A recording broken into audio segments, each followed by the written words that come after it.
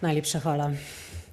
Tudi v mojem imenu, dragi gostje, spoštovane udeleženke, udeleženci, direktor, generalna direktorica, lepo pozdravljeni na letošnji že 4. nacionalni konferenci obvladovanja nekemičnih zasvojenosti. Veseli me, da smo se tudi letos zbrali strokovnjaki, raziskovalci, odločevalci in tudi vsi ostali, da lahko skupaj razmišljamo, izmenjujemo izkušnje in iščemo rešitve na tem pomembnem področju. Nekemične zasvojenosti so izziv, ki ga ne smemo spregledati. Prav zato je pomembno, da svoje delo gradimo na kakovostnih podatkih in preverjenih informacijah. V uvodnem videu na začetku konference smo se dotaknili ključnih področij, o katerih bomo danes govorili. Podatki, na katerih temelji video, izhajajo iz že omenjene nacionalne raziskave o alkoholu, tobaku in drugih drogah, ki je bila izvedena v letu 2023 in seveda pripadajoče sveže objavljene publikacije. Pri pripravi obeh pa smo si prizadevali, da so podatki predstavljeni jasno in dostopno. Vse vljudno vabim k branju te publikacije, dostopna je na spletni strani Nacionalnega inštituta za javno zdravje. Ko govorimo o izzivih, se v ospredje, kot že omenjeno, vse bolj postavlja problematična raba digitalnih tehnologij. In to sicer že pri predšolskih otrocih. Prezgodnja ali prekomerna izpostavljenost zaslonom se povezuje s težavami na različnih področjih, od govora, spanja, vida do pozornosti in vedenjsko-čustvenega razvoja.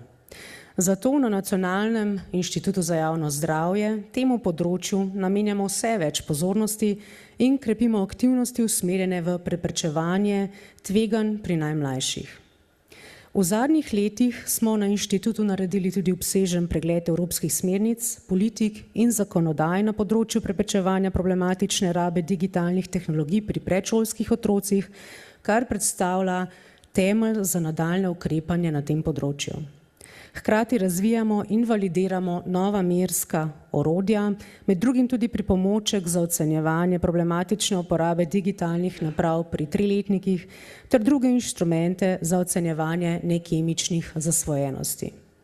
To je eden od temeljev, da lahko stanje natančno spremljamo in razvijamo učinkovite, znanstveno podprte preventivne programe. Pomemben napredek dosegamo tudi z umeščanjem vsebin nekemičnih zasvojenosti v obstoječe preventivne programe v zdravstvu, od priprave na porod in starševstvo do patronažne službe in zdravstvene vzgoje. Sodelovanje strokovnjakov različnih področij, tako digitalnih zasvojenosti kot iger na srečo in tudi spolnosti, omogoča celovitejši pristop, ki je ključnega pomena za oblikovanje učinkovitih preventivnih strategij in ukrepov na ravni politike. Prav tako je v okviru nacionalnega programa duševnega zdravja, programa Mira, zaživel programski odbor za nekemične zasvojenosti, ki združuje strokovnjake z različnih področij, kar omogoča usklajeno, celostno in strokovno delovanje. Veseli me, da se stvari premikajo, tudi na ravni politike. Naprimer s predlagano prepovedjo uporabe mobilnih telefonov v osnovnih šolah. Takšni ukrepi kažejo, da postajamo bolj občutljivi za potrebe otrok in mladostnikov in vpliv digitalnih tehnologij na njihovo duševno zdravje. Pred nami je še kar nekaj dela, a s sodelovanjem, znanjem, zagnanostjo gradimo pot naprej. Današnji dan je priložnost, da se povežemo, da izmenjamo izkušnje in nadgradimo svoja znanja. Skupaj lahko prispevamo k temu, da bodo aktivnosti za obvladovanje nekemičnih zasvojenosti še bolj učinkovite, dostopne in prilagojene potrebam posameznika in družbe.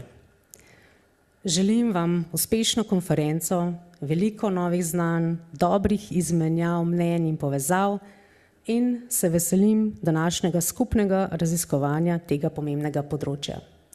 Najlepša hvala.